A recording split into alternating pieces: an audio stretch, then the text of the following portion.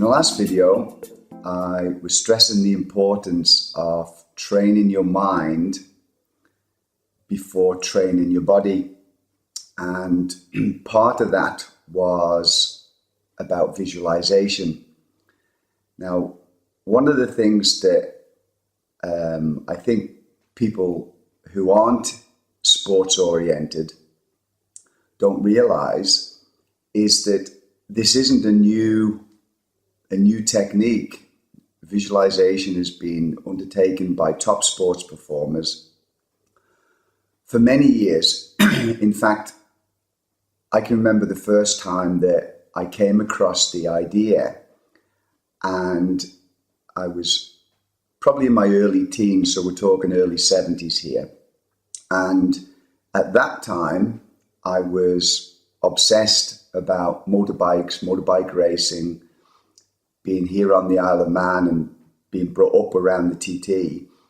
Motorbikes were a big part of my growing up period. And in them days, of course, there wasn't any internet. So what I had were the motorcycle newspapers and motorcycle magazines. But part of my obsessive nature at that time was reading all the different types of magazines that were related to motorbikes, motorbike racing, road racing, motocross racing, anything to do with the motorbikes. And it was in one of those magazines that I came across the idea of visualizing for the very first time and how to actually do the process of visualizing, which I'll explain in a short while. So that's when I first came across it.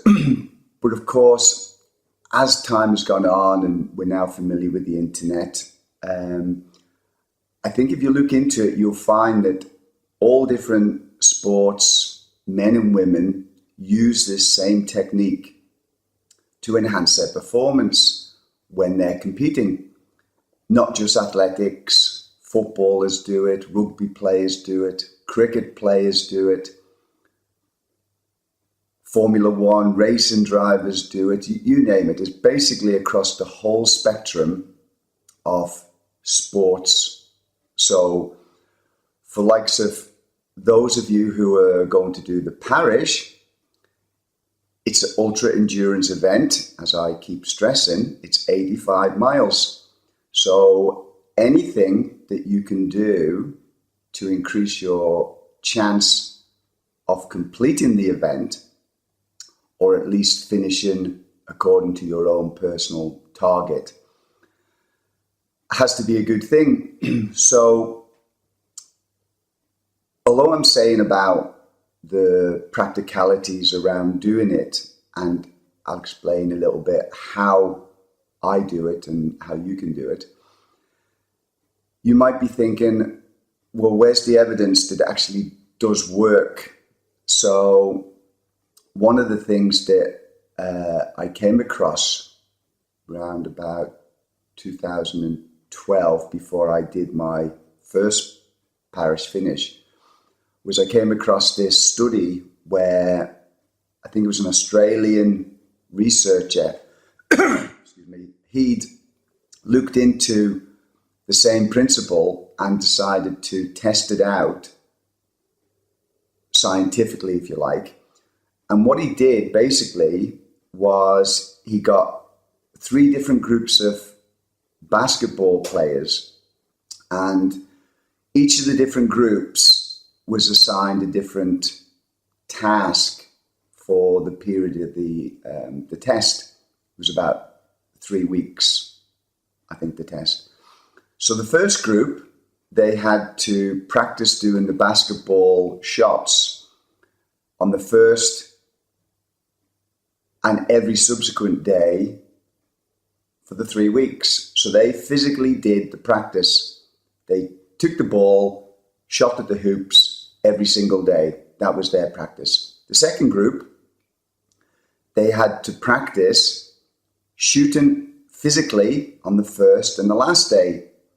But in the interim period, instead of physically doing the practice, they simply had to do the visualization technique and mentally rehearse and practice doing perfect shots for all the other days. So the second group did 2 actual days physical practice, and the remainder of the 3-week period mental practice. And the last group, I think they did practice on the first and last day and no visualization in between. So basically they only did a little bit of practice, physical practice. And the results were quite astounding, really, because the first group, they improved their shooting capacity 24% from the beginning to the end of the experiment. The last group, they didn't see any improvement, not surprisingly. But the biggest surprise was the middle group, who did the combination of 2 days practice and the remaining of the 3-week period mental visualizing practice. And they increased their performance by 23%. So basically the same as the ones who practice every single day. So there you go. There's an example of how it was shown to be effective. So how to do the actual visualization? Well, harken back to the original article that I read on the process. The way I do it is I do it every night before I go to sleep. So I lie down in bed. Obviously it's nighttime. The room is completely dark. It's quiet. The windows are blacked out with the curtains. So it's a dark room, perfectly quiet.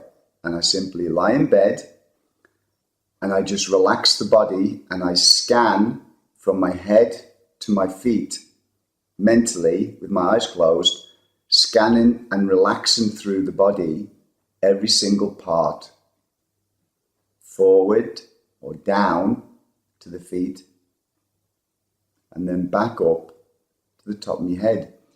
And I just do that until I feel the body is like sinking into the mattress. So it's supported by the mattress, but you're sinking, so your body is really relaxed.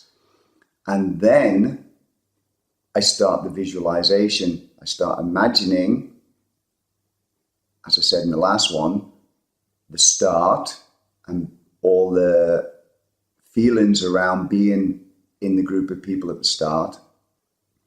And then at different points around the course that I bring to mind, that I know and familiar with, and finishing up with the last 2 miles and the final stretch down the promenade to the cenotaph and the finish line. And then I repeat that last section from Port Jack down the promenade as many times as I can before I fall asleep. Because that's what happens when I'm totally relaxed and I'm running it through my mind. The body drifts off to sleep. So the last thing on my mind as I go to sleep is seeing myself being on that promenade, walking down the promenade to the finish. That's how I do it. So there we go. It's a quick video today. See if you can test it out for yourselves and look into it more. As I say, we have the internet now. You can research around visualization techniques, visualization and sports performance, any of these sort of search terms. Check it out for yourself and do it, and it'll help you. So thanks for watching, and I'll catch you in the next video.